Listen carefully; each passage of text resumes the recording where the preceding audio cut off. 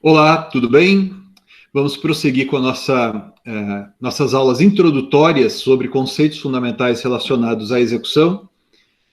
Nós já tivemos 2 encontros até aqui, em que conversamos sobre algumas definições que nos parecem essenciais, relacionadas às modalidades de medidas executivas e às espécies de ações executivas previstas em nosso sistema. Repito, estamos falando ainda a nível de uma maneira mais introdutória, menos aprofundada, e nós vamos do geral para o particular, tateando alguns conceitos que nós consideramos indispensáveis para a compreensão da matéria.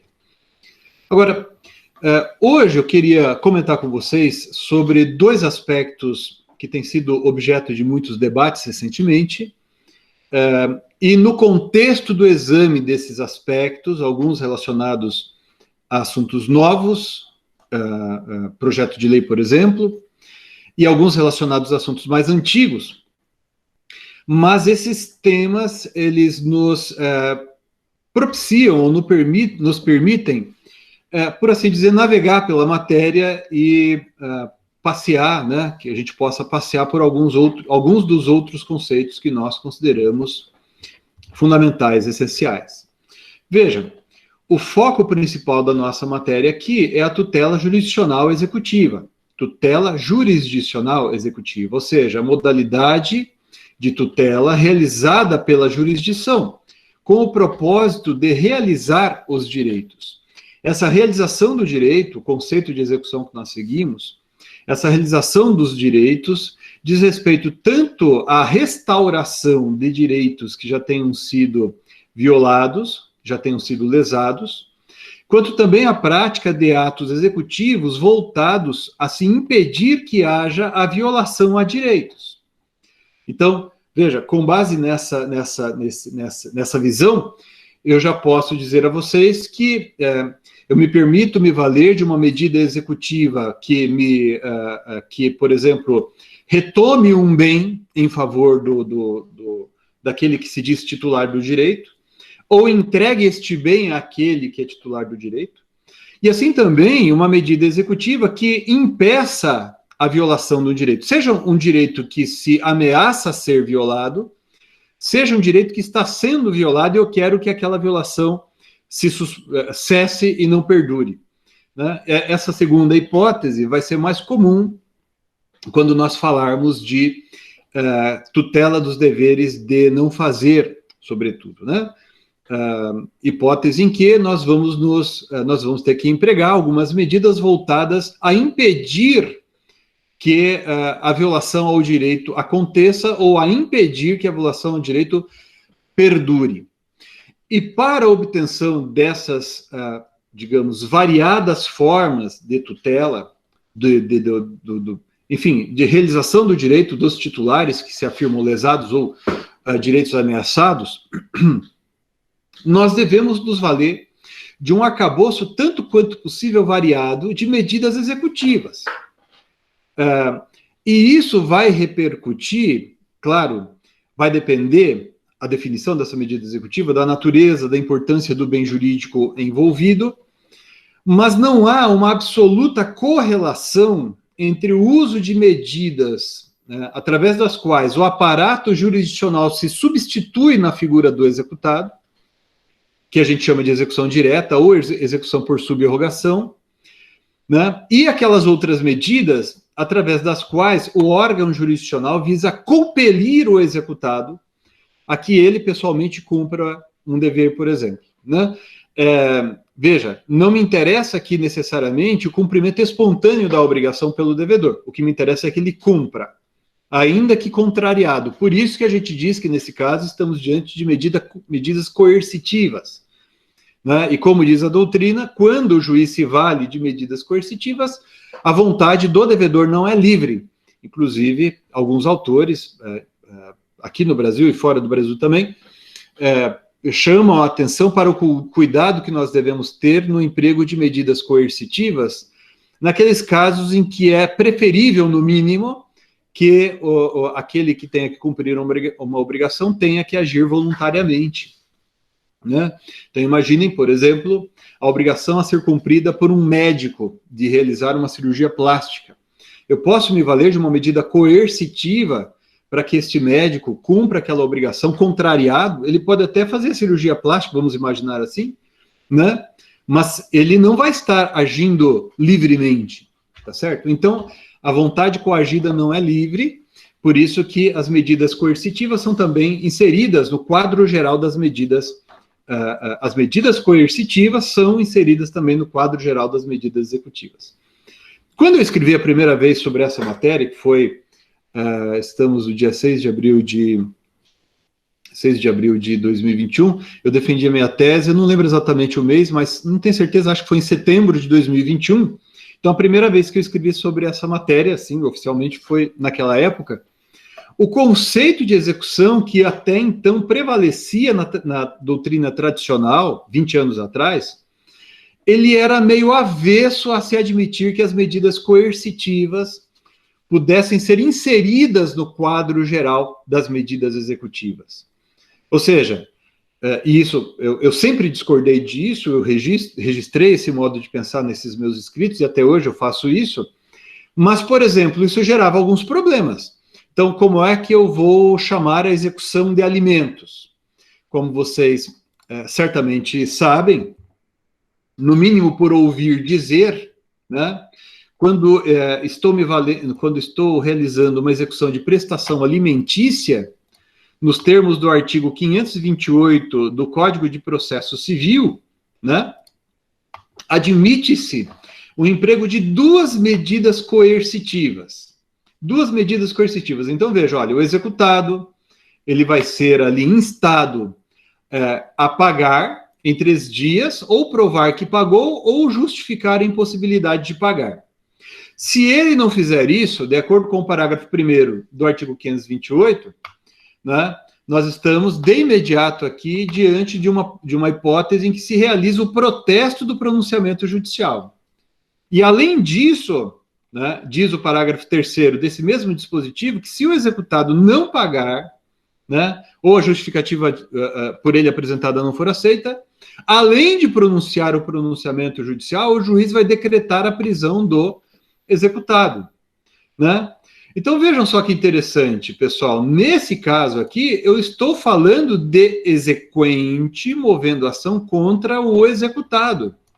Eu lembro de ter comentado com vocês que nos casos em que o Código de Processo Civil usa a expressão cumprimento de sentença, cumprimento de decisão judicial, eu estou diante de execução. Ora, aqueles autores que defendiam, né, hoje eu acho que pouca gente defende isso, mas naquela época, pelo menos, muita gente defendia que as medidas coercitivas não seriam execução, eles criavam um problema, digamos assim, conceitual. Por quê? Porque se as medidas coercitivas não integram o quadro geral das medidas executivas, o que elas seriam conceitualmente, né? Então, aí, alguns autores diziam que não era execução, que era outra coisa. Uns diziam que seria tutela mandamental, inclusive propondo um novo conceito para a tutela mandamental para inserir essas medidas aí coercitivas, ok? Bom, de todo modo, parece cada vez mais, não digo tranquilo, mas é crescente na doutrina mais moderna, a orientação, ou a aceitação, pelo menos, da orientação de que as medidas coercitivas integram o rol de medidas executivas. Eu citei o exemplo da prisão civil, citei o exemplo do protesto como medida coercitiva, né? Mas há também a multa e assim sucessivamente, ok? Então, quando nós falamos de execução sob o prisma das modalidades de tutela jurisdicional, estamos falando disso basicamente. A gente vai aprofundar cada um desses elementos ao longo dessa nossa disciplina aqui. Mas vejam, pessoal, além da execução judicial, né, da tutela jurisdicional executiva, parece inegável que há outras formas de tutela jurídica que se realizam através de atos executivos não jurisdicionais, né, mas que através deles a gente pode realizar aquilo que é devido ao titular do direito, né? Veja, Nesses casos, a doutrina usa a expressão, e assim também a jurisprudência, como nós veremos, usam a expressão execução extrajudicial. Grosso modo, como é que a gente poderia definir, vamos chamar assim, essa execução extrajudicial? A gente pode dizer mais ou menos assim, que nesses casos estamos diante de situações em que a tutela jurídica executiva, ou seja, não a tutela jurisdicional, mas a tutela jurídica pelo sistema jurídico, ela se realiza por ato do próprio titular do direito.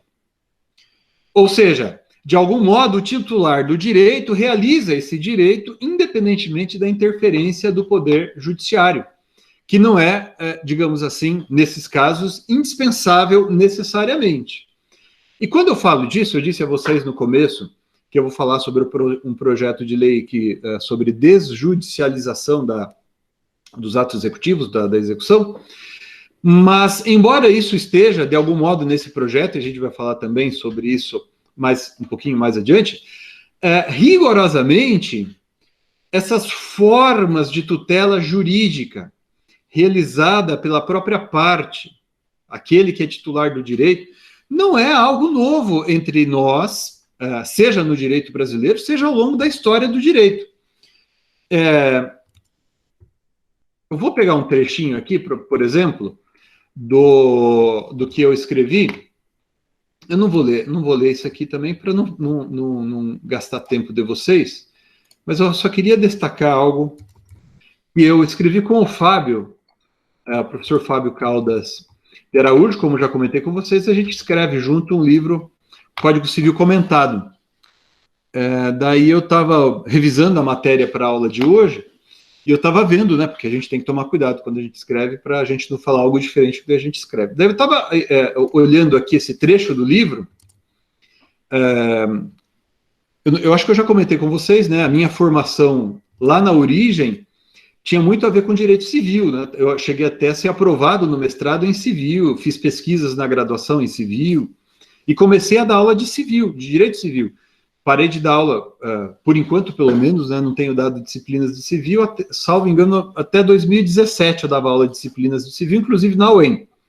Bom, nesse livro, eu e o Fábio, a gente fala de vários assuntos, a gente comenta os dispositivos do Código Civil, é o Código Civil comentado, e o artigo 251 é um exemplo de autotutela executiva. Veja o que diz o artigo 251, parágrafo único. Estamos aqui diante de uma hipótese de descumprimento de obrigação de não fazer, né, praticado pelo devedor o ato a cuja abstenção se obrigara, o credor pode exigir dele que o desfaça. Né? Então, aqui se torna obrigação de desfazer. Né? Agora, vejam o que diz o parágrafo único. Em caso de urgência, poderá o credor desfazer ou mandar desfazer, independentemente de autorização judicial, sem prejuízo do ressarcimento devido. Ora, não deixa de ser aqui, pessoal, uma forma de autotutela executiva. Esse aqui, aliás, esse pedacinho que eu estou mostrando aqui para vocês, está na edição mais nova do Código Civil Comentado, tá? Que saiu neste ano agora. Né? Então, vejam, o próprio Código Civil faz referência a formas de tutela, de autotutela, que poderíamos chamar de autotutela executiva. De alguma maneira também, pessoal, veja, em outro lugar, o artigo 518, acho que vocês vão se lembrar disso. Deixa eu achar aqui, deixa eu colocar na tela também, porque é bom para registrar na memória, né? O Código Civil, no artigo 418, né, ao tratar das arras, né, ele diz assim, vocês se lembram que é arras ou sinal, né? Então diz o artigo 418 que se a parte que deu as arras não executar o contrato, poderá a outra tê-lo por desfeito retendo-as. Ora, a retenção das arras ou sinal, de certo modo, é também uma forma de tutela jurisdicional executiva, né? Assim também a gente pode dizer, para citar um outro exemplo, ficar aqui no Código Civil, né? O artigo 1433, inciso 4º, quando fala do credor pignoratício, né? Ou seja, daquele que recebe o bem em penhor. Aliás, aqui, pessoal, quando a gente estuda essa matéria, eu sempre me recordo, né, no dia a dia, fora do direito, a gente vê o pessoal usando os substantivos penhor e penhora como se fossem a mesma coisa, né? Claro que não são a mesma coisa. Penhora é um ato executivo consistente na identificação do bem que será objeto dos próximos atos executivos. A gente vai estudar isso doravante, mais para frente. E o penhor é uma garantia real sobre coisa móvel, né? Que é o que está aqui disciplinado no Código Civil, tá? Né? Artigo 1431 e seguintes. Mas o artigo 1433, né, quando trata aqui dos direitos do credor pignoratício, ele diz: promover a execução ou a venda amigável se lhe permitir expressamente contrato, etc. Então, vejam, estamos aqui também, de certo modo, diante da realização executiva do direito pelo próprio credor. É uma forma de autotutela, tá certo? Também uma forma de autotutela. Tem um outro exemplo que eu estava esquecendo de falar e talvez seja até o mais conhecido de todos, que está no artigo 1210 do Código Civil, né? Artigo 1210 do Código Civil. Deixa eu colocar aqui para vocês.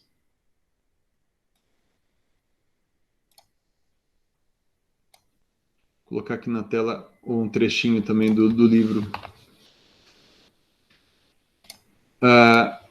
Vejam, o artigo 1210 do Código Civil, né, que trata dos efeitos da posse ali, ele trata daquilo que se convencionou chamar entre nós de desforço pessoal, né? Vejam, o possuidor turbado ou esbulhado poderá manter-se ou restituir-se por sua própria força, contanto que o faça logo, né? Está aqui no artigo 1210, parágrafo 1º do Código Civil, que a gente também comenta aqui nesse dispositivo, que é uma forma de autotutela, de autodefesa, né? Que também não deixa de ser uma forma de, por assim dizer, autotutela executiva, porque eu realizo o direito a prestações, realizo o direito ao cumprimento de deveres de fazer e de não fazer, praticando atos por minha própria iniciativa, né? Agora, além disso, pessoal, a gente tem essas situações. Veja, eu mencionei aqui algumas hipóteses em que o credor de determinada posição jurídica, ou titular de determinada posição jurídica, ele pode realizar o seu direito unilateralmente, né, independentemente ou até contrariamente à participação daquele que está no polo passivo dessa mesma relação jurídica. Há outros casos, e também ali a doutrina e a jurisprudência se valem da expressão execução extrajudicial. Há outros casos em que isso também é admitido, vamos chamar assim, mas em que há, de certa forma, uma intervenção, ainda que acidental, ainda que muito superficial, de uma outra pessoa que, por assim dizer, auxilia na realização dos atos executivos. Vou pegar aqui 2 exemplos para vocês. O primeiro está no Decreto 70 de 66, de 1966, né, que trata da realização dos direitos pelo credor hipotecário, e essa lei, que é uma lei bastante antiga, né, uma lei bastante antiga, tem mais de 50 anos, trata da possibilidade de o credor hipotecário realizar, né, o seu direito através, deixa eu achar aqui o dispositivo certinho para vocês, né? Realizar o seu direito na forma do decreto aqui referido, ou seja com base no CPC, aqui veja que interessante, pessoal, é o Código de Processo Civil de 1937 que está aqui mencionado, né? Mas ele pode executar de acordo com o CPC ou de acordo com os artigos 31 e seguintes do decreto. Esses artigos 31 e seguintes do decreto vão permitir que a dívida hipotecária seja executada, né, perante esse agente aqui referido nesse decreto, né? o agente fiduciário que está aqui descrito no artigo 30. Esse agente fiduciário, rigorosamente, ele não pratica ato decisório, né? Ele vai fazer notificações, vai oficiar para lá, oficiar para cá, né? E vai viabilizar que se realize o leilão do bem que foi dado em hipoteca. E o produto dessa alienação vai ser entregue daí então ao credor. Isso aqui é interessante, porque é uma forma de execução extrajudicial, realizada não perante o Poder Judiciário. Nesse caso aqui, pessoal, há controvérsia na doutrina, há autores que ferrenhamente defendem a inconstitucionalidade dessa lei, que autoriza isso daqui, né? E algo parecido vai acontecer com outra lei de que vou falar na sequência. Agora, o que eu gostaria de chamar a atenção de vocês é que, quanto a esse ponto aqui, há muitos anos, a jurisprudência chama essa execução aqui mencionada de execução extrajudicial. Então vejam aqui, por exemplo, essa decisão do Supremo Tribunal Federal. Veja, é de 1978. É uma época que não havia ainda Superior Tribunal de Justiça, né? Então, olha, o silêncio do decreto tal, parará, na execução extrajudicial. Então, aqui há uma referência à execução extrajudicial de que trata o decreto 70, né? Que é essa lei de 1966, tá certo? Então, aqui a gente já falava de execução de título, execução extrajudicial, não execução de título extrajudicial. E algo parecido é previsto mais recentemente, pessoal, na lei 9.514, que vou colocar aqui na tela para vocês também, de 1997, que veio a ser alterada em tempos relativamente recentes, uma reforma de 2017.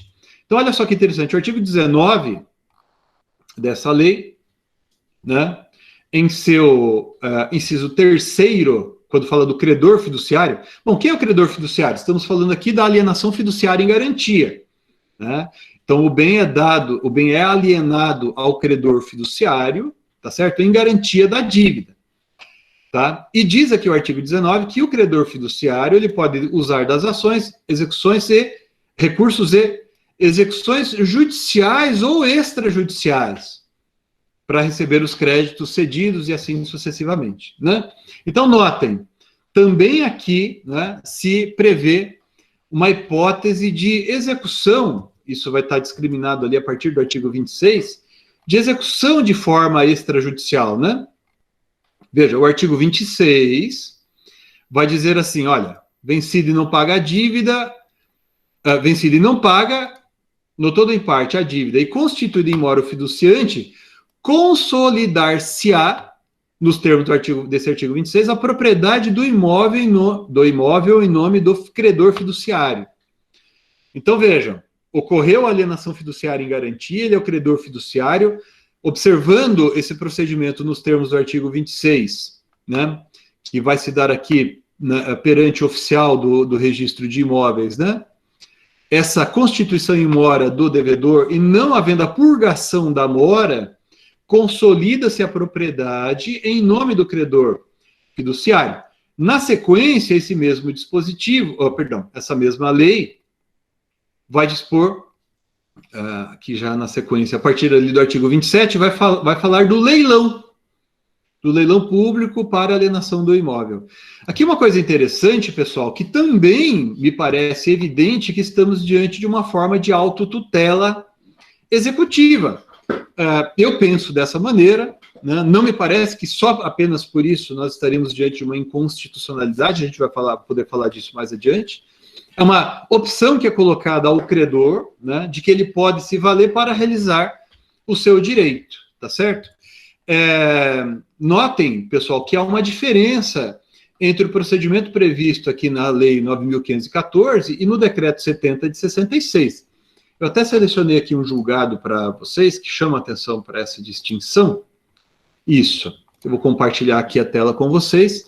É uma decisão relativamente recente, do final do ano passado, proferida no julgamento do recurso especial 1649595, Eu não vou ler a íntegra do julgado aqui com vocês, mas eu gostaria apenas de chamar a atenção de vocês para a diferença que é aqui mencionada nesse julgado entre os procedimentos previstos no Decreto 7066 e na Lei 13.465, sobretudo após a reforma de 2017, né? Que fala da possibilidade de purgação da amora e tal. Então, eu peço a vocês, não vou me aprofundar aqui nesse ponto, mas eu queria apenas destacar, eu peço a vocês que depois deem uma olhadinha nos itens 6, 7 e 8 da ementa desse julgado, que para aquilo que nos interessa aqui já é o bastante. Apenas para que vocês compreendam a diferença entre esses dois procedimentos, tá certo? Procedimentos extrajudiciais, de execução extrajudicial, né? Então, eu trouxe aqui para vocês aquele julgado, mas há outros julgados do Superior Tribunal de Justiça que também usam a expressão execução extrajudicial. Então, não é aqui uma criação minha, tá certo? Chamar isso daqui de execução extrajudicial. Por exemplo, eu peguei um julgado recente aqui do STJ, para vocês verem. Olha aqui, ó. Decisão recentíssima, né? Ó, de 1º de março de 2021, falando aqui desse procedimento da Lei 9.514 como procedimento de execução extrajudicial. E há vários outros, né, que vocês podem depois consultar, né, que tratam dessa matéria aqui também, tá certo? Inclusive está aqui esse mesmo julgado que a gente já havia citado antes, né? Bom, a gente poderia eventualmente, pessoal, é uma questão assim conceitual, a gente poderia eventualmente dizer que nesses dois exemplos que eu acabei de mencionar, do Decreto 7066, que é da execução extrajudicial do crédito da cédula hipotecária, né? E nesse procedimento da Lei 9.514, a gente poderia dizer eventualmente que não estaríamos diante de uma forma de autotutela executiva. Porque, afinal de contas, há ali a participação, ainda que de uma forma mais, assim, a meu ver, sinceramente, mais para documentar os atos que são realizados, né? Então, a participação formal mesmo, do tabelião ou do oficial do cartório de imóveis e assim sucessivamente, né? Por conta disso, eventualmente, alguém poderia dizer que nós não estaríamos diante de uma forma de autotutela. Eu, pessoalmente, considero que, sim, estaríamos diante de uma forma de autotutela prevista na lei, tá certo?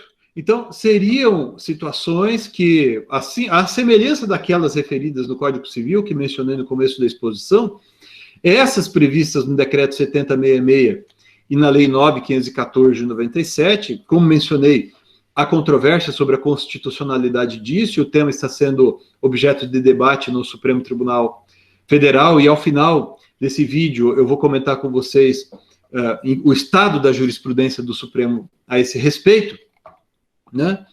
Mas o fato é que existem esses mecanismos. Por conta disso, a doutrina mais recente, a doutrina mais moderna, recentemente tem questionado, e eu me incluo entre aqueles que suscitam esse tipo de questão, se não seria possível, com base no artigo 190 do Código de Processo Civil, ou seja, não seria possível, com base no artigo 190 do Código de Processo Civil, nós celebrarmos formas de autotutela executiva, né?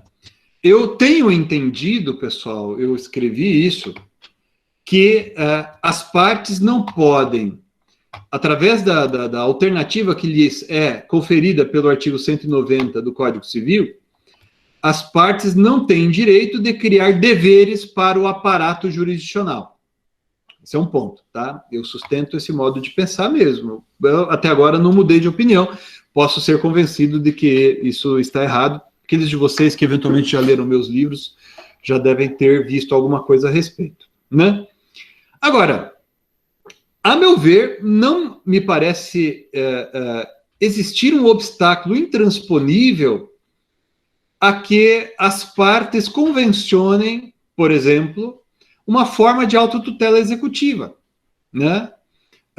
Então, eventualmente, nós convencionemos, com base no artigo 190 do Código de Processo Civil, que é algo parecido com uma das formas de autotutela executiva que eu mencionei aqui ao longo dessa exposição, né, seja aquelas que estão no Código Civil, seja alguma dessas previstas em leis especiais.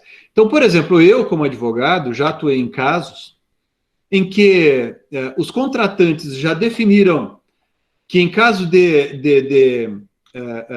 em caso de haver inadimplemento, mora por uma das partes, né, as partes já estabeleceram qual seria o bem que seria objeto da penhora. As partes podem, por exemplo, definir quem será o leiloeiro, né, critérios de avaliação do bem. Enfim, as partes podem convencionar, com base no artigo 190, modificações procedimentais que propiciem a realização mais ágil, mais efetiva daquele direito, tá certo? Agora, eu não vi ainda, embora me pareça, ao menos em tese, possível, eu não vi ainda uma convenção de natureza pré-processual que permita a realização executiva dos direitos, né, à semelhança de uma dessas figuras que a gente já mencionou até aqui, que eu não vou ficar me repetindo, pela forma extrajudicial, se não nos casos tipificados em lei. Tá? Mas não me parece, pelo menos como princípio, haver um óbice, né? Alguém poderia dizer assim, mas você com isso não estaria violando o artigo 5º, inciso 35 da Constituição? Porque o artigo 5º, inciso 35 da Constituição diz que a lei não excluirá da apreciação do judiciário lesão ou ameaça a direito, e você, uma vez celebrando algo dessa natureza, você estaria violando ali aquela garantia de inafastabilidade da jurisdição, né? Aquela garantia constitucional. Agora, vejam, a meu ver, pelo menos, nós não estamos, nesse caso, diante de uma inconstitucionalidade, e pode-se mesmo dizer que o Supremo Tribunal Federal não enfrentou o problema da execução extrajudicial, dessa maneira que eu estou falando, mas o Supremo já feriu essa matéria, de algum modo, né, quando julgou a constitucionalidade da lei de arbitragem. Constitucionalidade da lei de arbitragem. Porque também ali, quando se estudou, ou quando entrou em vigor a lei de arbitragem, durante alguns anos, muito se controverteu sobre a constitucionalidade da autorização legal a que as partes submetessem seu litígio a uma decisão de uma pessoa que não integrasse o poder judiciário estatal. Né? Então, eu poderia escolher ou nomear um tribunal arbitral, uma câmara arbitral, ou uma pessoa como árbitro. Não nos esqueçamos que até antes de 96, a arbitragem, embora fosse prevista em nosso direito, era muito acanhada. Eu tinha que homologar a decisão do árbitro, né, para que ela tivesse valor jurídico. Não, com a reforma não, minto. Com a lei de 96, né, passou-se a reconhecer que a decisão do árbitro teria ou tem valor de título executivo judicial. E parece prevalecer de uma maneira, eu não digo absoluta, porque sempre há uma outra pessoa, um ou outro juiz que tem uma reserva em relação a isso, mas parece prevalecer na doutrina e na jurisprudência a orientação de que nós estamos diante de uma manifestação jurisdicional não estatal, né? Uma forma de prestação jurisdicional que, nesse caso, não é oriunda do Poder Judiciário Estatal. Até esses dias atrás eu fiz um parecer sobre esse ponto, sobre essa questão, e o que estava em jogo nesse parecer, se for autorizado a publicação, depois eu divulgo aqui também para vocês, mas o que estava em jogo nesse parecer era a possibilidade de eu ajuizar a ação de execução perante o juízo estatal, certo? E os embargos à execução serem julgados pelo árbitro. E daí a gente, quando eu escrevo sobre essa matéria, eu falo também sobre a possibilidade de haver algo como aquela corrida de revezamento entre juiz e árbitro, né? Que é uma expressão usada, sobretudo, pelos autores norte-americanos, que eles têm que cooperar entre si. E isso está no Código de Processo Civil de 2015. Né? Então, é uma forma diferente de tutela jurisdicional com a qual nós convivemos, e o Supremo Tribunal Federal, na homologação de sentença estrangeira, número 5206, tá certo? Homologação de sentença estrangeira 5206. Deixa eu ver se eu consigo abrir rapidinho aqui no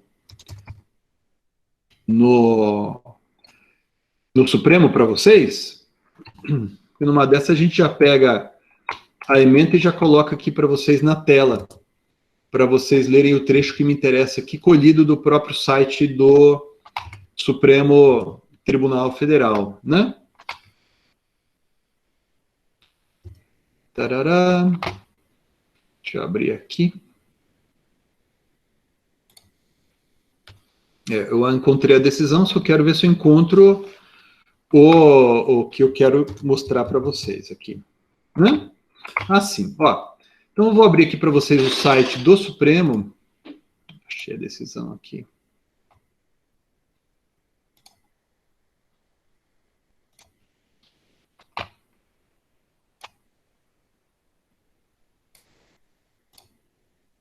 Vejam, Supremo Tribunal Federal, no julgamento da homologação de sentença estrangeira número 5206, né? Ele deliberou no sentido da constitucionalidade em tese do juízo arbitral, né? Que não violaria daí o artigo 5º, inciso 35 da Constituição Federal. Olha, o que me interessa é esse trechinho que está aqui colocado. Cadê a maioria de votos? Assim, ó, a manifestação de vontade da parte na cláusula compromissória, quando da celebração do contrato, e a permissão legal dada ao juiz para que substitua a vontade da parte recalcitrante firmar o compromisso não ofendem o artigo 5º, inciso 35. E, fundamentalmente, pessoal, a base dessa decisão proferida pelo Supremo Tribunal Federal, nesse caso, e com base nesse trecho aqui que eu destaquei, né, se reconheceu a constitucionalidade da arbitragem. Por que isso se deu? Isso se deu porque, no caso, nós estávamos diante do respeito à manifestação de vontade das partes. E é algo parecido que acontece no caso do artigo 190 do Código de Processo Civil. Tá certo? Então, eu não estou impondo às partes a solução não jurisdicional estatal. Ok? As partes convencionaram em submeter ao árbitro a solução da lide. Ok? É diferente. Portanto, não haveria, a meu ver, inconstitucionalidade mutatis mutandis quando duas partes em situação de isonomia convencionassem formas de autotutela executiva. Claro, não haveria inconstitucionalidade apenas sob esse ponto de vista. Claro que fica sempre a ressalva de poder haver outro tipo de nulidade, outro tipo de vício, né? Outro tipo de ilegalidade. Então, como é natural, essa autotutela executiva não poderia violar direitos e garantias fundamentais, né? Porque daí a gente esbarraria em outro tipo de vício, né? Mas esse é um assunto, como disse, pessoal, que está sendo ainda testado na jurisprudência. Na doutrina, ainda há autores que não admitem isso da maneira que eu estou dizendo aqui. E na jurisprudência, houve vou destacar aqui para vocês uma decisão recente, proferida pelo Superior Tribunal de Justiça, que revela que, de certo modo, a jurisprudência, pelo menos, está sendo bastante cuidadosa, ok? Com a recepção dessas convenções pré-processuais, ou processuais, se preferirem, relacionadas a medidas executivas. Então, vejam essa decisão que foi proferida, veja a notícia do dia 25 de fevereiro de 2021, há poucas semanas, né? Negócio jurídico processual não pode dispor sobre ato regido por norma de ordem pública. Basicamente, aqui, e veja, estamos decidido em torno do artigo 190 do Código de Processo Civil. Basicamente, aqui, eu não vou ler a íntegra da decisão, né? Mas apenas esse trecho aqui, esse parágrafo. Olha bem. No caso analisado pela turma, a empresa recorreu de acórdão do Tribunal de Justiça de São Paulo que considerou nula a convenção firmada em contrato de compra e venda entre ela e uma empresa cliente. Olha agora esse trechinho. Pelo acordo entre as partes, a credora estaria autorizada a obter liminarmente o bloqueio de ativos financeiros da parte devedora sem que esta fosse ouvida e sem a necessidade de prestação de garantia. E nesse caso, né, o Superior Tribunal de Justiça considerou que estaria sendo violada né, ou estariam sendo violadas, né, algumas garantias constitucionais, como a do contraditório, né? Como a do contraditório, tá certo? Então, notem, além de dizer que poderíamos estar aqui criando deveres para o juiz, etc, etc, etc, né? Mas se disse aqui que o contraditório também estaria sendo violado e assim sucessivamente. A íntegra desse acórdão ainda não foi publicada apenas a notícia, mas vocês podem anotar o número da decisão, proferida no recurso especial 1810444, tá bom? Então vejam, nesse caso aqui, o Superior Tribunal de Justiça não admitiu esse tipo de convenção processual. Vocês podem olhar para mim e falar assim, bom, Medina, então isso sinaliza que eles não admitiriam uma convenção que permitisse autotutela executiva? Não sei. Pode ser que sim, né? Eles estavam tratando especificamente, nesse caso aqui, de uma convenção que obrigava o juiz a conceder a liminar da indisponibilidade de bens do devedor. Entendam a diferença, né? Uma coisa é eu dizer, olha, então tá, em pagamento, a semelhança do penhor, vocês se lembram? O bem empenhado que está ali na posse do credor pignoratício, né, vai poder ser por ele alienado por uma venda por ele mesmo realizada, e assim por diante. Isso é uma coisa, né? Outra coisa é eu criar um dever para o juiz, tá certo? Então o artigo 190 esbarra realmente em uma série de disposições, né? Mas, repito, né, é algo aí que eu deixo aí para vocês meditarem, a gente vai voltar a falar disso certamente ao longo desses nossos encontros, porque é um tema de que gosto muito, seja convenção processual, seja tutela executiva, né? Eu tenho algumas situações em relação a determinados aspectos, uma posição bastante favorável às convenções processuais, né? E outros não necessariamente. Bom, agora vejam, até aqui eu estava falando da expressão execução extrajudicial para me referir a formas previstas na lei ou para aqueles que assim o admitem, formas concebidas pelas partes com base no artigo 190 do CPC, certo? Convenções processuais atípicas que prevejam modalidades executivas extrajudiciais. Até aqui falamos disso, de algo que poderia ser mais achegado à autotutela executiva, vamos falar assim. Agora, a expressão execução extrajudicial, pessoal, ela é usada também para se referir não necessariamente à autotutela executiva, digo assim, ao titular do direito realizar por sua própria força a tutela do direito. Então, eu tenho direito à prestação de desfazer, então eu vou lá e desfaço, né? Isso não pode ser considerado ilegal ou inconstitucional, esse tipo de atuação de minha parte, né, para impedir a violação do meu direito. Alguém está tentando invadir a minha casa, eu pratico uma medida tendente a impedir né, ou alguém acabou de pegar o meu veículo, eu vou lá e retomo o veículo. São atos executivos, atos de realização concreta do direito, autotutela executiva. Ainda que eventualmente vocês digam que no caso do decreto 70 de 1966, no caso da lei 9.514, né, da consolidação da propriedade do alienante fiduciário, do credor fiduciário, ainda que você diga que ali não haveria propriamente uma autotutela executiva, é inegável que estamos diante de algo próximo disso, ainda que haja interferência, sei lá, do oficial do cartório de imóveis, por exemplo, né, para documentar todos os atos realizados, ou o tabelião que faz a notificação. Mas a expressão execução extrajudicial, pessoal, ela é empregada também por alguns setores para se referir a um outro fenômeno,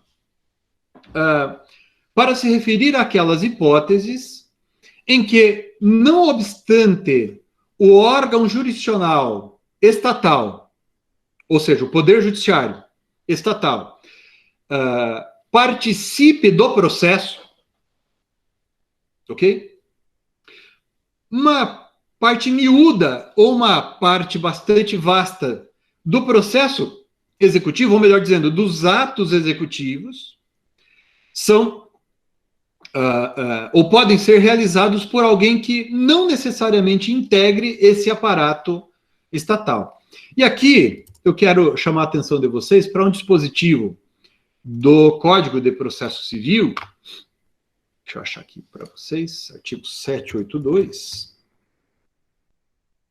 O artigo 782 caput, ele já nos dá a pista de que precisamos para compreender essa matéria. Vejam o que diz o artigo 782, cabeça.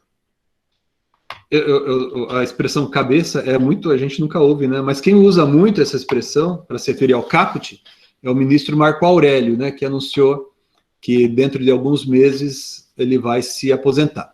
Mas veja, o artigo 782 do Código de Processo Civil de 2015, ele estabelece o seguinte, olha, vamos ler aqui o caput. Não dispondo a lei de modo diverso, o juiz determinará os atos executivos e o oficial de justiça os cumprirá. Então, olha só que interessante, pessoal. No direito brasileiro, isso é algo que eu quero que vocês compreendam. No direito brasileiro, como regra, a execução se realiza perante o poder judiciário, e não apenas isso, perante o juiz estatal. Então, quando você ajuiza ação de execução, aqueles de vocês que eventualmente fazem ou fizeram estágio com o juiz, vai se lembrar disso, ou como advogado também, vai se lembrar disso. Quem recebe a petição inicial da execução é o juiz estatal. É o juiz que verifica se os requisitos da execução estão presentes, se tem ou não título executivo, se eu posso citar aquele executado. É o juiz da execução, é o juiz aqui da primeira cível, da quinta cível, que decide se o bem pode ser penhorado, se o bem não pode ser penhorado. Se eu tenho vários bens que podem ser penhorados, qual deles pode ser penhorado? Tá? É o juiz da execução que determina o cisbajude, antigo bacenjude. Né? Ou seja, é o juiz da execução que vai, por exemplo, desconsiderar a personalidade jurídica da empresa executada, vai reconhecer que há ali, de uma maneira ilegítima, ilegal, etc., a formação de um grupo econômico, daí eu vou fazer aquela desconsideração inversa, etc., né, da personalidade jurídica. É o juiz da execução que faz tudo. Ok? É o mesmo juiz. Por que é o mesmo juiz? Porque o executado, a gente falou isso no encontro passado, que também já está disponível ali no meu canal para vocês, a gente comentou que se o executado no direito brasileiro tiver algo a discutir sobre a existência do débito, ou seja, não do título executivo necessariamente, e não dos atos executivos necessariamente, ele, executado, tem que mover uma ação de conhecimento contra o credor para discutir o débito. Então aí você vai ter dois autos tramitando concomitantemente perante o mesmo juízo. Então ali perante o juízo Zé da Silva da terceira cível, lá, por exemplo. Né? Vai ter os autos de execução e os autos de embargos à execução. Quando a gente tinha mais autos físicos, né, em alguns lugares ainda tem. A gente visualizava isso materialmente. Né, mas você ainda tem isso, ainda que sejam autos eletrônicos. Ou autos de processo eletrônicos, se preferirem. Porque não é o processo que é eletrônico, mas os autos que são eletrônicos. Né? É a documentação do ato processual que é eletrônica. Então não é correto falar em processo eletrônico, salvo o melhor juízo. Fechando parêntese. Mesmo nesse caso, você vai visualizar dois autos. Autos da execução e autos dos embargos. Por que isso é assim? Veja, pessoal, rigorosamente, isso não faz o menor sentido no contexto brasileiro. Essa separação entre autos de execução e autos dos embargos à execução decorre daquela ideia que mencionei no encontro passado, e a gente vai aprofundar na próxima aula. Eu separei no meu roteiro aqui a próxima aula para a gente falar sobre princípios da execução, mas decorre daquela ideia em que os processos de conhecimento e de execução têm que ser puros. Puros no sentido de que no processo de conhecimento não tem atos executivos, no processo de execução não tem atos de cognição sobre a existência do débito. E por que isso é assim aqui no Brasil? Porque aqui no Brasil nós temos o hábito, o costume arraigado entre nós, não sei se é uma baixa autoestima absurda, não sei o que a gente tem, mas a gente só acha que algo é bom se a gente copia do direito estrangeiro. Né? Então a gente tinha um modelo executivo lá no Código de 37, e daí implantamos o modelo executivo no Código de 73, 37 do século passado, evidentemente. E daí surgiu o Código de 73. E a doutrina, pessoal, quando surgiu o Código de 73, festejou, celebrou. Agora, nosso processo de execução se aproxima das modernas legislações europeias. Os autores escreviam isso, né? Criticando o Código de 37 em relação à execução e enaltecendo o Código de 73, não porque ele era bom qualitativamente, necessariamente, mas porque ele se aproximava das legislações europeias, porque essas sim são boas, né? Agora vejam, por que, por exemplo, no processo civil italiano, que tanto nos influenciou neste ponto, por que no processo civil italiano, processo de execução e processo de conhecimento se realizam separadamente?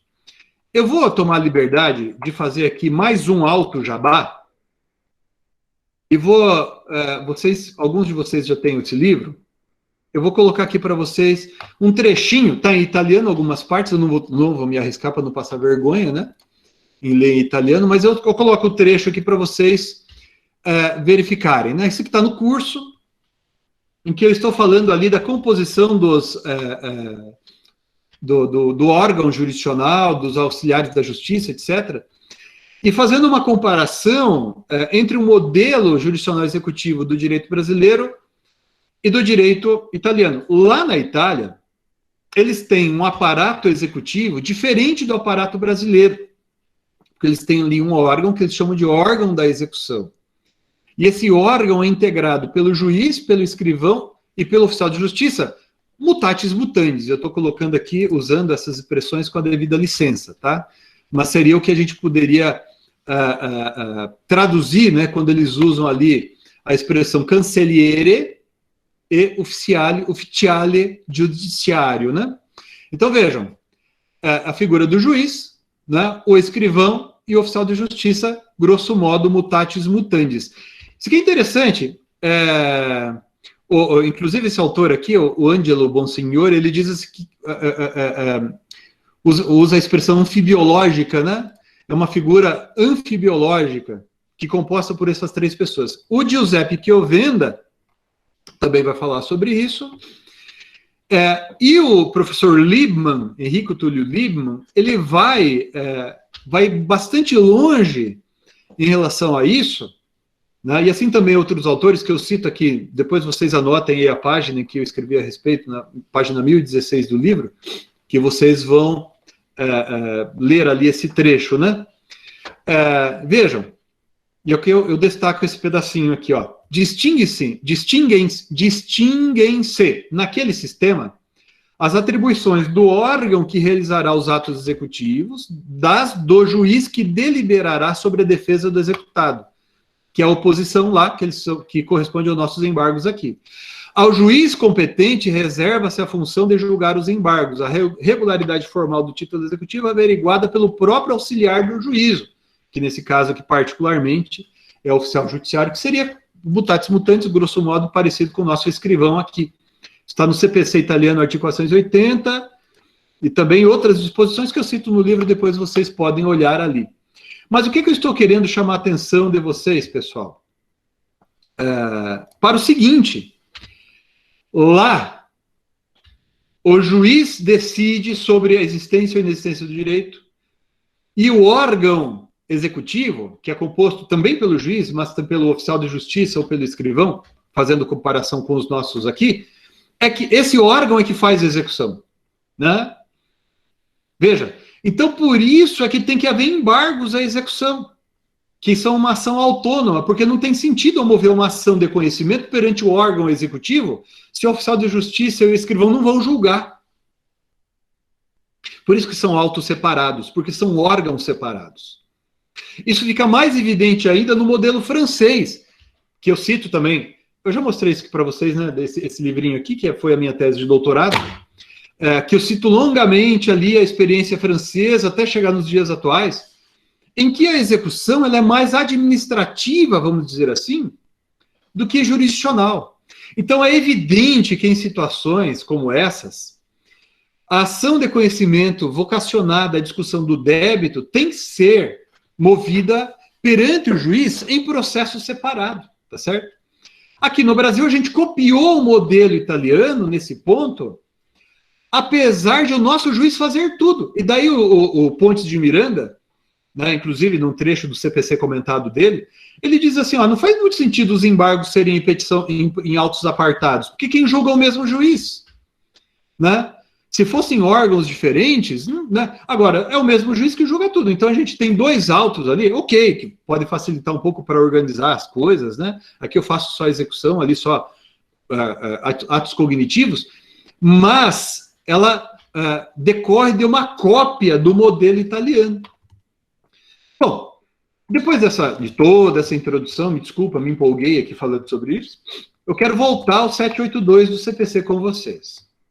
Tá? Então, o 782 do CPC brasileiro estabelece que, não dispondo a lei de modo diverso, o juiz determinará os atos executivos e o oficial de justiça os cumprirá. Vejam, o que a gente pode extrair desse dispositivo aqui? Vamos ler de trás para frente. O juiz determinará os atos executivos e o oficial de justiça os cumprirá, ok? Não dispondo a lei de modo diverso.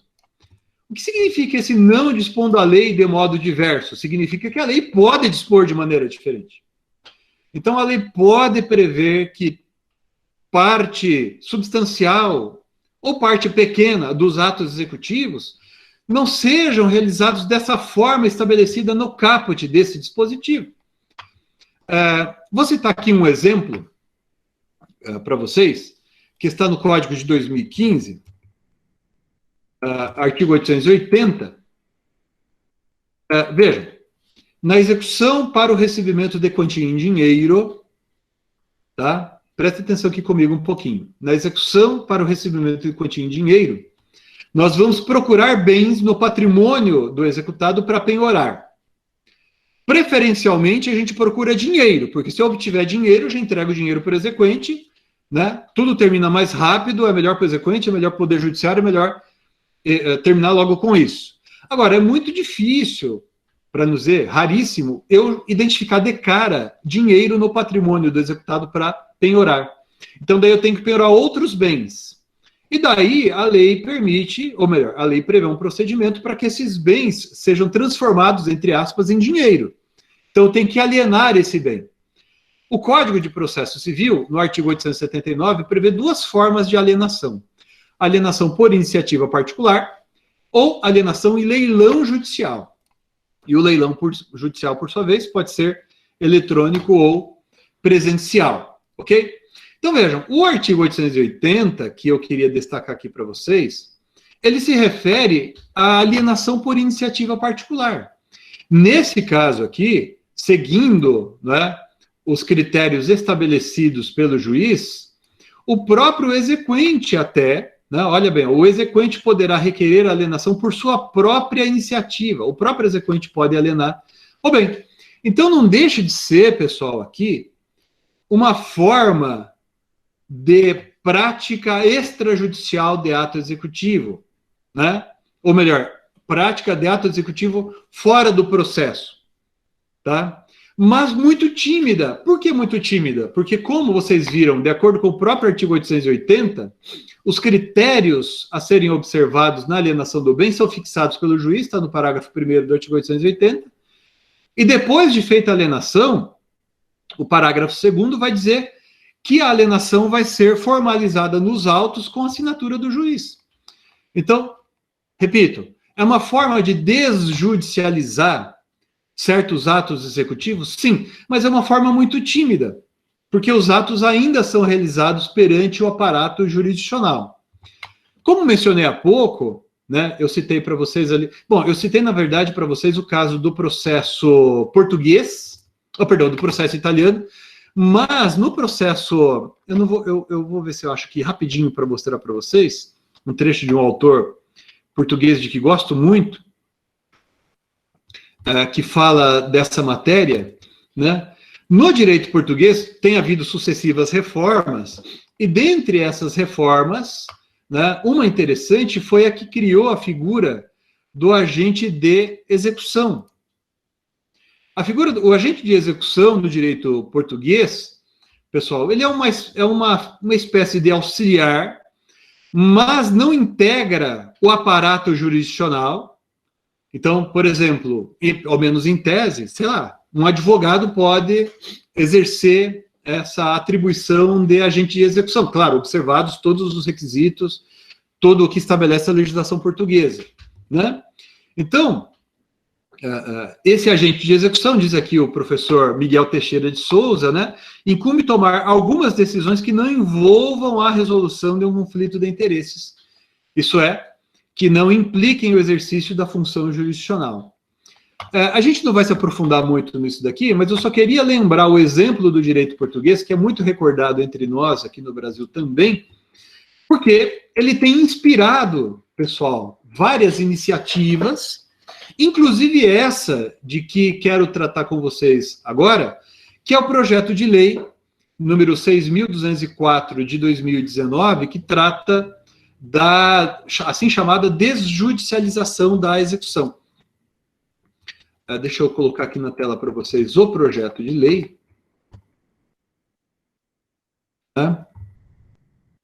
Para vocês visualizarem. A gente não vai fazer uma análise demorada do projeto de lei, é bastante coisa, né? O texto é bastante longo e tem a exposição de motivos, passa de 20 páginas, mas eu já coloquei para vocês ali no Classroom, né, para vocês consultarem, mas é fácil de localizar também no site do Senado Federal, né? É o projeto de lei 6.204 de 2019. Veja, olha só que interessante, pessoal. Destaques. De acordo com esse projeto de lei, ele, a meu ver, ele é bem radical. Eu não sou desfavorável à desjudicialização de atos jurisdicionais, vamos dizer assim, ou até a autotutela executiva em situações como a que a gente mencionou. Não sou desfavorável, aliás, basta voltar ali atrás, vocês vão lembrar eu falando, inclusive, disso, da realização de autotutela executiva com base em convenções processuais. Mas essa proposta, ela estabelece que, nos casos aqui referidos, a execução vai ser obrigatoriamente pela forma extrajudicial. Ok? Então, notem, de acordo com o projeto de lei, não é uma opção do credor. Pelo menos na versão que hoje está tramitando, o credor não pode, salvo das exceções aqui referidas no próprio projeto, né? Então, diz aqui, não podem ser partes, por exemplo, o incapaz, está escrito aqui, né?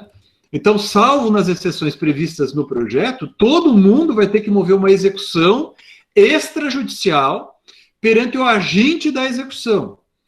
Então, sinceramente, embora eu não seja contrário à ideia geral do projeto, eu não considero constitucional sujeitar os credores obrigatoriamente à execução extrajudicial. A meu ver, salvo o melhor juízo, isso viola o artigo 5º, inciso 35, ok?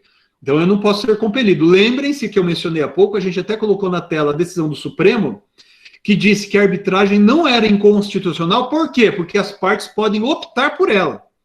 Então, as partes submetem-se à arbitragem porque por ela optaram, certo? O mesmo raciocínio vale mutatis mutandis para a execução extrajudicial, prevista aqui no projeto, né? Então, me parece que não pode, isso não pode ser considerado algo obrigatório, embora eu goste da ideia, não pode ser considerado obrigatório. Segundo problema, pessoal, é que o projeto de lei estabelece de antemão quem vai ser o agente da execução aqui.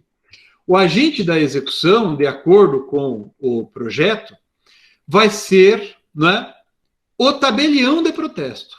Isso aqui tem gerado muita polêmica, está no artigo 3º, né? E depois as atribuições do agente de execução está no artigo 4º. Então, o tabelião de protestos em cada comarca é quem faria, às vezes, do agente de execução. Isso tem sido muito criticado, porque algumas pessoas dizem assim, mas não deveria ser uma categoria de auxiliar do juízo específica, de auxiliar, alguém do foro extrajudicial, melhor dizendo, uma categoria específica para isso, né, treinada para isso. Eu não poderia, por exemplo, permitir, sei lá, que advogados desempenhassem essa tarefa também. Por que tem que ser apenas o tabelião de protesto? Né? Isso também tem sido bastante criticado, tá bom? Uma coisa interessante é que o artigo 4º desse projeto, veja, olha, prevê vários poderes para o agente de execução. Então, ele examina os requisitos do título executivo, ele faz a penhora, faz a avaliação de bens, aliena os bens. E vejam, não bastasse tudo isso, ele pode, inclusive, deixa eu achar aqui, agora eu não estou lembrando. Aqui, ó, estava no começo, né? Acabei pulando, né? O artigo 4º, inciso 1º, diz que ele pode pronunciar a prescrição ou a decadência. Então, vejam, qual é a natureza dessa manifestação do tabelião que vai funcionar como agente de execução? Ele pode pronunciar a prescrição do débito, certo? Mas isso teria natureza administrativa, né? Ou algo esquisitamente jurisdicional. Percebam como essa questão da constitucionalidade nesse ponto, né? Ela tem que ser pensada com carinho, né? Então, vejam, então ele tem vários poderes. A lei prevê ainda, pessoal, nos artigos 20, eu não vou ler como mencionei, não vamos ler a íntegra, porque é bastante coisa. Eu peço a vocês depois que leiam, e se tiverem dúvidas, a gente pode voltar a debater a respeito. Esse assunto me interessa muito. Estava falando com o Rafael, meu sócio no escritório, que a gente tem atualmente no nosso escritório aproximadamente 3.000 processos de execução. Então, eu lido com execução todo dia. A gente no escritório lida com execução todo dia sem parar. E os artigos 20 e 21 desse projeto estabelecem o seguinte, que o agente de execução pode, se ele tiver alguma dúvida, né, ele pode consultar o juiz, isso está no artigo 20, né, ali, ó, o agente de execução poderá consultar o juízo competente sobre questões relacionadas ao título e ao procedimento executivo. E o artigo 21, né, fala que as decisões do agente de execução podem ser impugnadas por suscitação de dúvida, né? E daí isso aí vai ser, se não houver reconsideração por parte do agente da execução, isso vai para o juízo competente. Então, veja, isso é uma coisa interessante, pessoal. Por quê? Veja, estamos aqui num curso de graduação e talvez nem todos vocês tenham feito já estágio de maneira muito intensa em processos executivos. No processo de execução, o juiz é chamado a realizar juízos de valor a todo momento. Tá? Isso se dá quando ele recebe a petição inicial. Porque notem, eu dei exemplos até agora para vocês, é a terceira aula de execução, eu dei exemplo até agora para vocês de títulos executivos relativamente simples, que são, por assim dizer, tipos que a gente identifica perfeitamente em determinadas formas, padrões. Então, é título executivo extrajudicial, a nota promissória. A nota promissória tem requisitos bem claramente definidos na lei, é nítido, não tem muita dúvida ali. Agora, a gente lida no dia a dia da advocacia com um monte de situações complexas.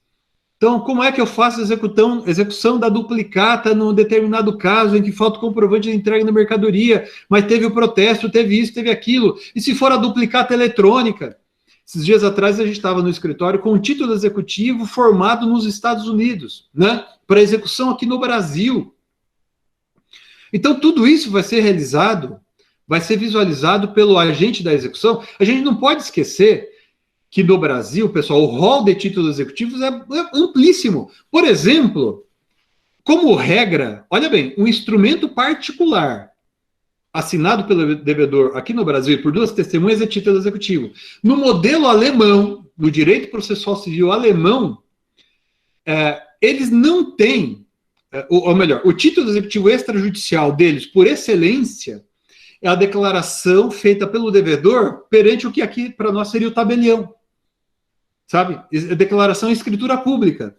Lá, para título executivo, para título de crédito, como é a nota promissória, por exemplo, duplicata, algo parecido com isso, Lá eles não têm uma ação de execução como nós temos aqui.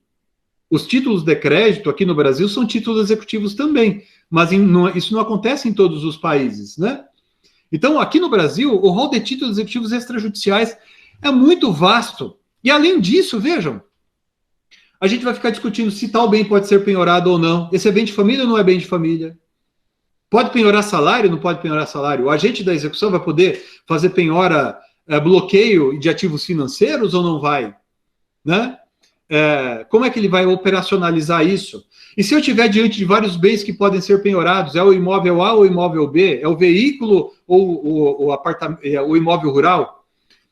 Para tudo isso, pessoal, que o agente de execução vai decidir, evidentemente uma das partes vai discutir e vai pedir, né, no caso, para usar a linguagem do projeto, vai suscitar a dúvida ao juiz. Então, toda hora a gente vai ter que ficar indo ao juiz, de todo modo. Entendam isso. Então, a minha preocupação, quando eu falo desse projeto, embora eu ache a ideia bacana, é se isso não vai gerar mais burocracias, né? E tem um outro ponto do projeto, para finalizar, porque depois, como mencionei, eu peço a vocês que vocês leiam o texto do projeto, para daí depois a gente discutir um pouco mais, né? Tem dois pontos que me chamam a atenção aqui, que me preocupam muito. Um é o parágrafo 2º do artigo 20, que diz que a decisão que julgar a consulta que se refere a esse artigo é irrecorrível. E o outro, que é parecido, que está no parágrafo 2º do artigo 21, que diz que a decisão que julgar a suscitação a que se refere este artigo será irrecorrível. Ué, então quer dizer que as decisões do juiz no curso do processo de execução sobre penhora, sobre bloqueio de ativos financeiros, sobre admissibilidade do título executivo ou não, sobre desconsideração da personalidade jurídica, sobre configuração do grupo econômico, sobre ocorrência da fraude à execução, o juiz decide no sentido A ou B, em favor ou contra o exequente, em favor ou contra o executado, e não cabe recurso? Ué, por que isso está sendo previsto no projeto de lei? Se isso é tão bom assim, já poderíamos ter isso previsto no CPC em vigor. É só fazer uma alteração no artigo 1015 e não admitir mais recurso contra a decisão do juiz no curso do processo de execução. Então, me parece que isso não é, com todo o respeito, algo apropriado, é algo preocupante até. Então, pessoal, tem um outro ponto interessante. Os defensores do projeto, eles dizem o seguinte, que é uma coisa bem interessante mesmo. Tá, no projeto tem essa menção. Deixa eu ver, eu acho que eu deixei marcado aqui para vocês. Na exposição de motivos, deixa eu colocar aqui para vocês na tela, depois vocês vão ler. Eu tinha marcado aqui, não estou achando. Mas na exposição de motivos, há uma menção ao fato de que um percentual elevadíssimo de dívidas levadas a protesto, achei aqui, um percentual elevadíssimo de dívidas levadas a protesto, né, deixa eu colocar aqui na tela, depois vocês, por gentileza, leiam a íntegra, tá disponível para vocês ali já no sistema, deixa eu colocar aqui. Assim, então eles dizem que um número elevadíssimo de títulos indicados a protesto são adimplidos. Né? 32,1% dos títulos privados protestados não são pagos. É o que está aqui na exposição de motivos. Daí, com base nisso, os defensores do projeto, eles dizem o seguinte, se a gente tirar tudo do Poder Judiciário, certo? E levar tudo isso para o tabelionato de protestos, vai ser tudo pago mais rapidamente, porque o pessoal não vai querer ser protestado. E por isso, então, a necessidade de protesto. Mas vejam, pessoal, se isso é verdadeiro e se isso é correto, por que a gente não admite o protesto em todas as execuções judiciais? Notem, o Código de Processo Civil, entre as medidas executivas admissíveis, eu já mencionei isso lá no comecinho da nossa exposição, entre as medidas executivas admissíveis, o Código de Processo Civil admite o protesto, mas da decisão judicial transitada em julgado. Né? Ok? Da decisão judicial transitada em julgado. Ora, se o protesto é algo tão bom assim, a gente pode prever, fazer um projeto de lei mais simples para alterar o Código de Processo Civil, e daí então a gente pode admitir, né, que o protesto se realize uma vez, sei lá, permitida a execução, ou se os embargos do executado forem recebidos sem efeito suspensivo, ou se não houver penhora, enfim, a gente pode estabelecer alguns padrões. A lei aqui no artigo 517 estabelece o procedimento, né, para esse protesto. A gente vai estudar aqui. Aliás, o protesto é uma medida executiva típica, tá? Uma medida executiva típica, prevista no Código de Processo Civil de 2015, e ao lado de outras medidas executivas, como, por exemplo, a indicação do nome do devedor para serviços de proteção ao crédito, né, em cadastros de proteção ao crédito. Deixa eu colocar aqui para vocês, eu estava colocando ali a apresentação para vocês, mas eu quero mostrar para vocês agora um outro julgado em que foi mencionada a possibilidade de se empregar, né, essas medidas coercitivas, né, no cumprimento de sentença. Então, o executado questionou isso, né, que ele não queria que o nome dele fosse inscrito no sistema de protesto, em órgão de restrição de crédito, e essa decisão,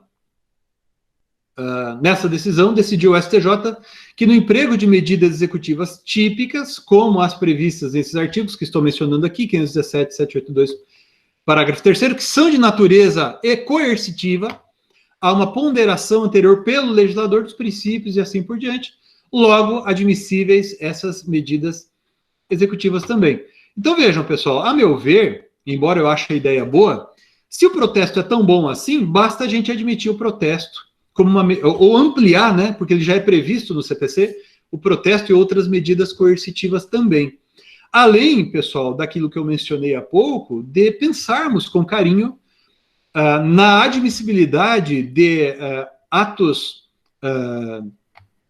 executivos extrajudiciais de autotutela, né, com base no artigo 190 do Código de Processo Civil. E para finalizar, e eu vou dizer uma coisa para vocês, de experiência muito pessoal, né, como mencionei, a gente tem hoje mais ou menos 3 mil processos de execução no nosso escritório. E eu advogo, agora completei 26 anos de advocacia. Pessoal, o maior problema da execução não é necessariamente, embora claro que isso atrapalhe também, a estrutura jurisdicional, certo? O maior problema, embora, repito, claro que isso é um problema, a gente deveria ter mais juízes, não estou falando que não é para ter mais juízes e maior quantidade de servidores, ou melhorar o sistema, claro que sim, mas o maior problema da execução é a não localização de bens. Porque se a gente localiza bens, o negócio acontece, os atos executivos acontecem, né?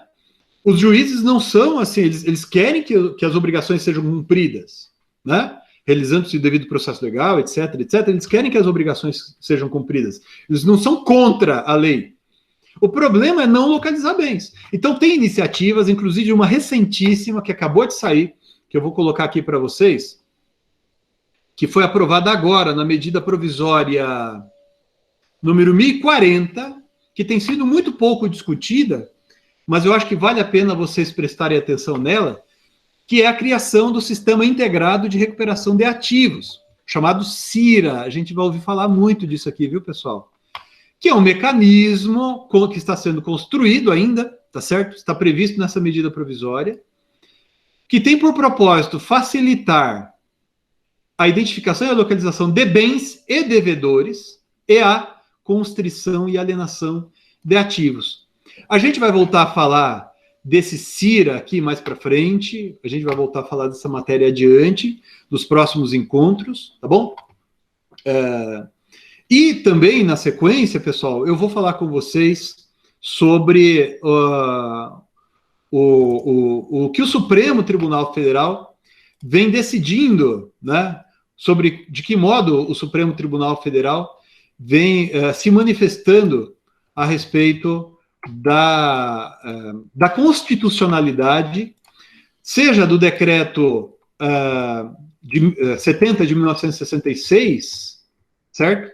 Seja do decreto 70 de 1966, seja da Lei 9.514. Pois bem, no Supremo Tribunal Federal há dois recursos extraordinários tramitando em que se discute a constitucionalidade de procedimentos de execução extrajudicial.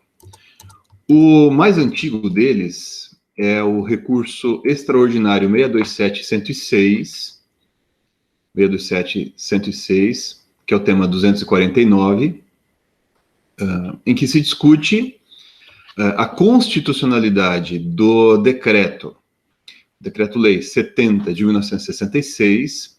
Na verdade, se discute se ele foi recepcionado pela Constituição de 1988, certo?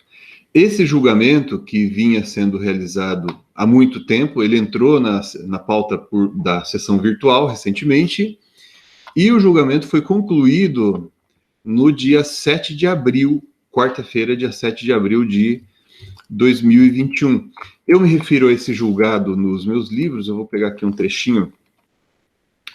Em alguns locais, e aqui nesse caso, cito nesse trechinho da Sonora de Rodapé, essa questão, melhor dizendo, né? E o maior, digamos assim, o precedente mais frequentemente citado no sentido da constitucionalidade desse Decreto-Lei 70 de 1966, é essa decisão, ainda de 1998, que teve como relator o ministro Ilmar Galvão, em que basicamente se decidiu o seguinte: na jurisprudência do Supremo prevalece a orientação de que tal disciplina, ou seja, a disciplina prevista nesse decreto, não contraria a Constituição Federal, pois, além de prever uma fase de controle judicial conquanto a posteriori da venda do imóvel objeto da garantia do agente fiduciário, não impede que eventual ilegalidade perpetrada no curso do procedimento seja reprimida de logo pelos meios processuais adequados, né? Essa orientação prevalecente na jurisprudência do Supremo e a jurisprudência do STJ era no mesmo sentido também, tá certo? Era no mesmo sentido também. Mas, como mencionei, o tema veio a ser posteriormente retomado no Supremo Tribunal Federal, no julgamento do recurso extraordinário 627.106, cujo julgamento foi concluído, como eu mencionei com vocês aqui, no dia 7 de abril. Tá? No dia 7 de abril. Deixa eu compartilhar aqui com vocês a tela do andamento do Supremo Tribunal Federal, andamento do caso no Supremo Tribunal Federal, esse aqui, essa tela, melhor, esta tela aqui. Então, veja, o recurso extraordinário 627.106, o relator, ministro Toffoli, né, ele proferiu voto no sentido da constitucionalidade daquele decreto, ou seja, da recepção daquele decreto-lei pela Constituição de 88, e ele foi seguido, nesta ordem, pelos ministros Ricardo Lewandowski, Alexandre de Moraes, certo? E Gilmar Mendes, Rosa Weber e Nunes Marques. Então, formou-se maioria de 6 votos no sentido da constitucionalidade do decreto 70 de 1966. Houve votos divergentes de 5 ministros. Então, a maioria apertadíssima, né? Maioria apertada também aqui nesse caso. É interessante notar, pessoal, eu separei aqui trechos desses votos para vocês. É interessante notar que esses ministros que votaram no sentido da constitucionalidade desse decreto, eles se baseavam também naquela orientação a que me referi, aquele julgado antigo, que teve como relator o ministro Ilmar Galvão, aqui é o voto do ministro Toffoli, em que ele cita esse julgado, né? E assim também acabam se manifestando os ministros que o seguiram, né? Aqueles que fizeram voto expresso, né? Explícito e expresso nesse sentido, como foi o caso do ministro Alexandre de Moraes e assim também o ministro Ricardo Lewandowski, tá bom? Bom, então esse tema, a meu ver, ou melhor, essa decisão, a meu ver, reforça, sim, uma coisa que é interessante observar. O ministro Alexandre de Moraes, assim também o ministro Lewandowski, mas quem deu bastante ênfase nisso foi o ministro Alexandre de Moraes, ele insistiu bastante no seguinte ponto. Veja, vou colocar aqui na tela para vocês também o voto do ministro Alexandre de Moraes, mas ele insistiu bastante no seguinte ponto, além de ele ter mencionado esse mesmo precedente, né, a decisão proferida no recurso extraordinário 223075, relator Ilmar Galvão, em 1998. Um ponto interessante, pessoal, é que o ministro Alexandre de Moraes falou bastante sobre o fato de não ter ocorrido, desde a jurisprudência do Supremo lá atrás, ter se pacificado nesse sentido, não ter ocorrido nenhum elemento, digamos assim, jurídico ou de outra natureza que justificasse a alteração da jurisprudência do Supremo Tribunal Federal nesse sentido. Então, na verdade, alguns dos ministros manifestaram-se no sentido da constitucionalidade do decreto 7066, justificando que, se antes não foi considerado inconstitucional, não haveria motivo para agora se decidir que esse decreto seria inconstitucional. Há ainda, no Supremo Tribunal Federal, em trâmite, um outro recurso extraordinário, que é o recurso extraordinário 860-631. Esse não começou a ser julgado ainda, não há votos dos ministros a respeito. Ele estava na pauta para julgamento, né? Ele seria inserido na pauta de julgamentos, mas acabou sendo retirado de pauta. E eu vou colocar aqui na tela para vocês, aqui é interessante a gente destacar, a decisão a respeito do reconhecimento da repercussão geral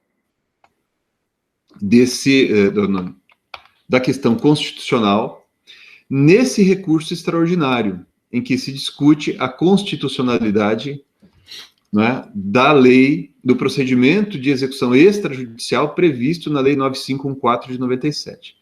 Então, aqui é o caso do recurso extraordinário 860-631, ok? Em que se discute o procedimento de execução extrajudicial previsto na Lei 9514 de 97.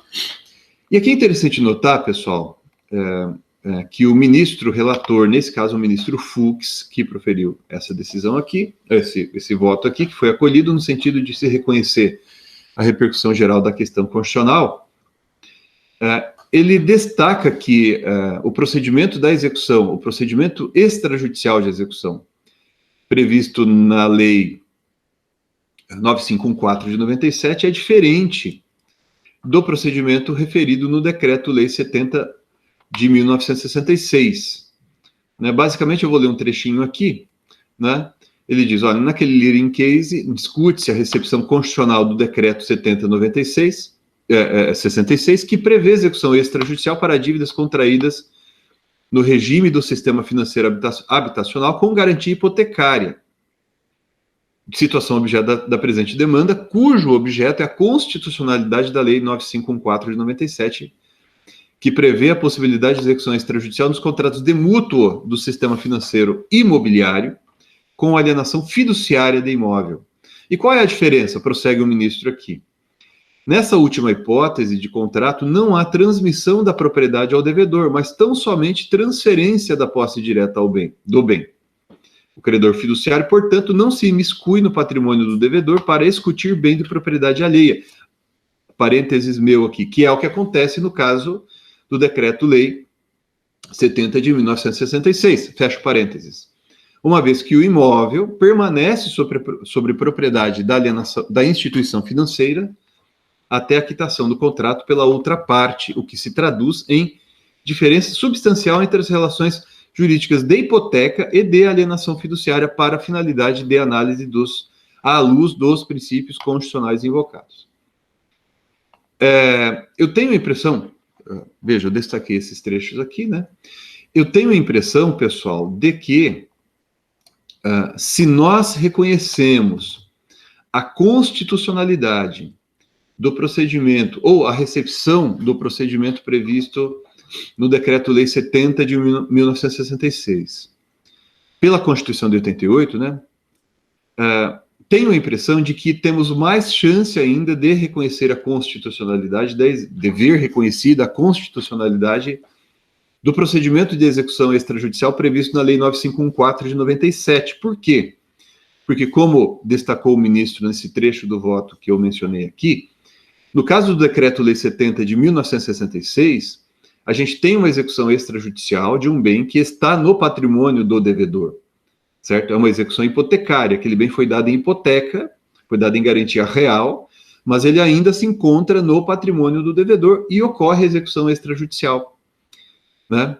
Mais grave, portanto, do que o que prevê a Lei 9514 de 97, que no caso da alienação fiduciária em garantia, o bem já é da propriedade do credor, ocorre o procedimento de consolidação da propriedade, ele já é proprietário, né? A gente falou disso ao longo dessa exposição, que já vem bem longa, e subsequente leilão, uma vez consolidada essa propriedade. De todo modo, nesse caso, o credor fiduciário, ele não, como disse o ministro Fux no voto dele, em que se reconheceu a repercussão geral desta questão constitucional, o credor fiduciário, ele não entra no patrimônio do devedor, pois o bem já é de propriedade do credor fiduciário, não é? Ocorre apenas a consolidação da propriedade e subsequente leilão. Então, há uma diferença substancial entre as relações jurídicas. Esse recurso extraordinário, que é o recurso extraordinário 860-631, deixa eu abrir aqui a página no Supremo Tribunal Federal, para a gente já consultar, 860-631.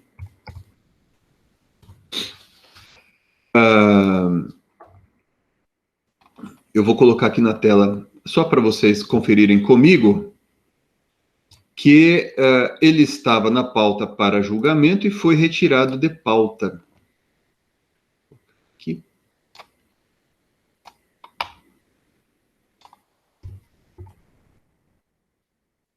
Então vejam aqui, nesta página, o andamento do recurso extraordinário 860-631, ok?